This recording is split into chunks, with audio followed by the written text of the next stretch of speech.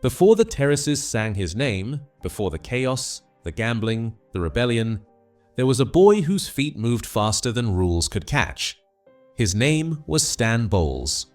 Born on Christmas Eve, 24th December 1948, in the rain-soaked streets of Manchester, where football wasn't polished, it was survival. Stan didn't dream of medals. He dodged puddles, skipped around lampposts, and turned broken alleys into playgrounds.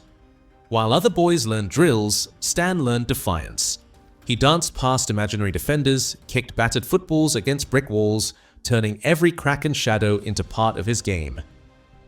By the late 1960s, Manchester City scouts came calling. Stan dazzled the reserve matches with bursts of goals and genius, but in the senior team, chances were rare.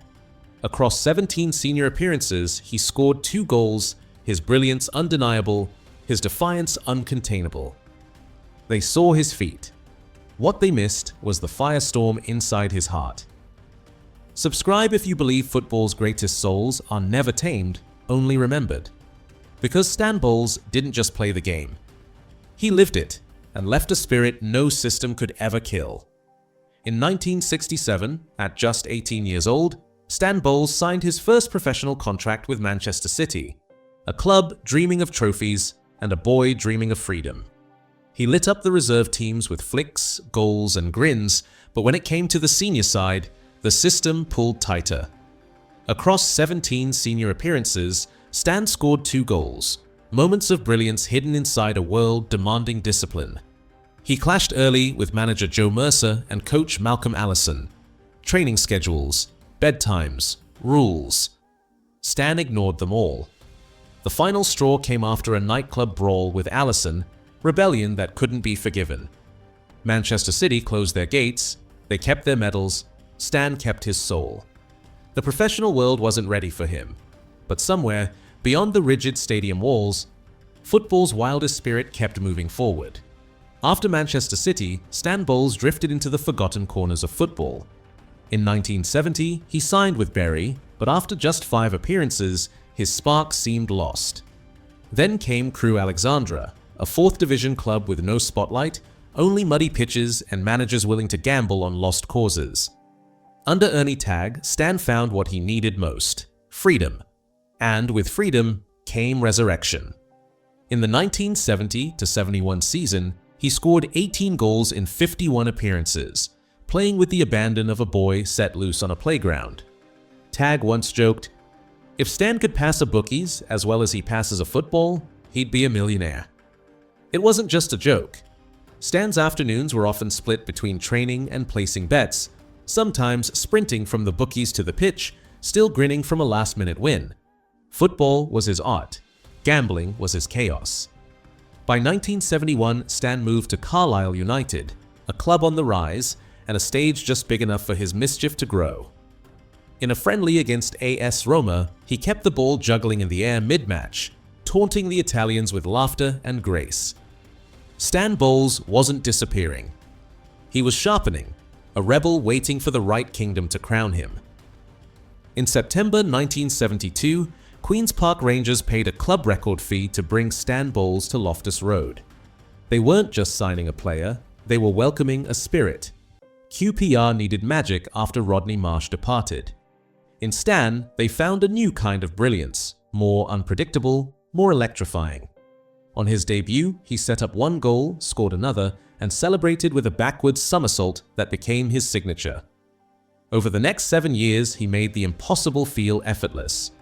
255 league appearances, 70 goals, and countless moments where Loftus Road held its breath in awe. He once bet his entire match bonus on a 20-to-1 horse, and when it won, he bought the entire bar around. Loose shirt, socks slouched down, Stan danced past defenders like smoke. He didn't play football, he played with it. The peak came in the 1975-76 season, with Jerry Francis anchoring the midfield and Stan weaving the magic up front. Under the tactical guidance of manager Dave Sexton, QPR became more than contenders, they became believers. QPR chased the First Division title all the way to the wire. When the dust settled, they finished second, just 1 heartbreaking point behind Liverpool. It remains QPR's greatest ever league season, a dream led by the wildest genius they ever had. The following year, Stan set a new record, 11 goals in a single European campaign, as QPR surged to the UEFA Cup quarter-finals. Through it all, he stayed the same, the rogue artist, the heart of Loftus Road. Not crowned with medals, crowned with love. The King of Loftus Road, a title no trophy could outshine. While Stan Bowles ruled Loftus Road, the national stage came calling. In 1974, he made his England debut against Wales, scoring a goal, a flash of genius that teased what might have been. But England didn't know how to hold a spirit like Stan's. After being substituted during a match against Northern Ireland, he walked out of the camp, burning his bridge with caretaker manager Joe Mercer, the same figure he had clashed with at Manchester City. He returned briefly under Don Revie, but suspicion lingered. Stan's brilliance couldn't erase whispers about gambling, defiance, unpredictability. In 1977, he staged one final act of rebellion. During a match against the Netherlands, he wore one Gola boot and one Adidas boot, two brands, two fingers to the growing commercialization of the game. It was mischief, it was protest, it was Stan Bowles unapologetically himself. Across 3 turbulent years, he earned just 5 caps and scored 1 goal. But numbers could never capture him. He wasn't built to fit inside national systems. He was built to remind the world why football needed its rebels. By 1979, after 7 years of magic at QPR, Stan Bowles clashed with new manager Tommy Docherty. The King of Loftus Road was pushed to leave his kingdom. A new door opened, Nottingham Forest, reigning European champions under Brian Clough. On paper, it was destiny. On the pitch, it was friction.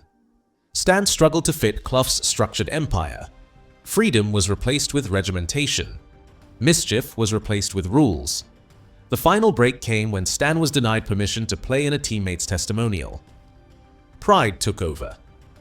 Stan walked out. Months later, Forest lifted the 1980 European Cup, beating Hamburg 1-0 without him.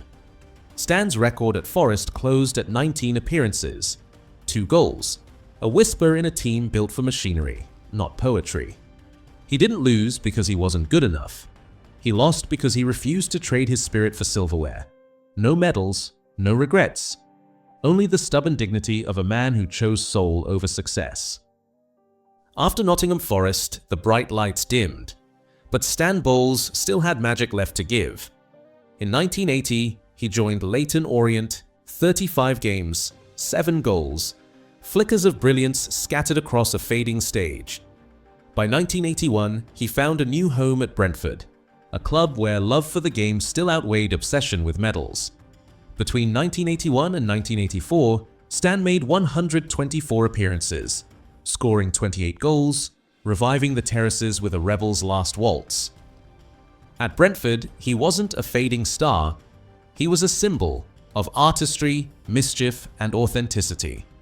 The fans embraced him completely, voting him their greatest ever player. Not for the trophies he brought, but for the spirit he refused to lose. Years later, after his passing in 2024, Brentford's faithful mourned him like one of their own. From Carlisle to Crewe, tributes poured in, a final salute to a man who made the game feel pure again, proving that even short spells could leave a lifetime of love. Stan Bowles didn't just finish his career at Brentford, he finished it loved, which was the only victory he ever truly needed. In 2015, the news broke. Stan Bowles, the eternal Maverick, was battling Alzheimer's disease. The mind that once danced past defenders was slowly slipping away. Cared for first by his daughter Andrea, then moving to full-time residential care by 2020, Stan faced a fight no trick could evade. Yet football never forgot him. Queen's Park Rangers led the tributes. 2015, Stan Bowles Day at Loftus Road. 2017, a benefit match against Bournemouth raised over £100,000 for his care. 2022, the Carlisle Road Stand was renamed the Stanley Bowles Stand. Former teammates ran marathons, fans sang his name louder than ever, even as Stan's own memory dimmed. On 24 February 2024, At the age of 75, Stan Bowles passed away peacefully, surrounded by family, wrapped in the love of a game he gave everything to. In a private ceremony, his ashes were scattered across the Loftus Road pitch, his final, eternal home. The man was gone. But the spirit danced still. Stan Bowles was never built for medals, never shaped for obedience, never destined for statues in marble halls. He belonged to the terraces, to the muddy pitches, to the wild soul of football itself. He played with mischief. He lived with defiance. And even when memory abandoned him, football never did.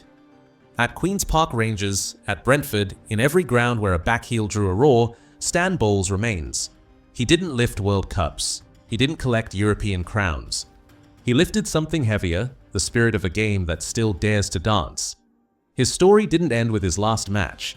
It echoed in every Maverick who followed, in every flick of Gascoigne, every grin of Cantona, every player who chose art over obedience. And even today, in the flair of Jack Grealish and the boldness of James Maddison, Stan's echo lives on. Stan Bowles proved that football's soul isn't found in trophies. It's found in the moments that make the crowd hold its breath. Today, his name is stitched not into record books, but into hearts, into laughter, into legend. Subscribe if you believe football's true legends aren't the ones with the most medals, but the ones who leave behind the biggest heartbeat. Because Stan Bowles didn't just play the game, he became its wild, beating soul.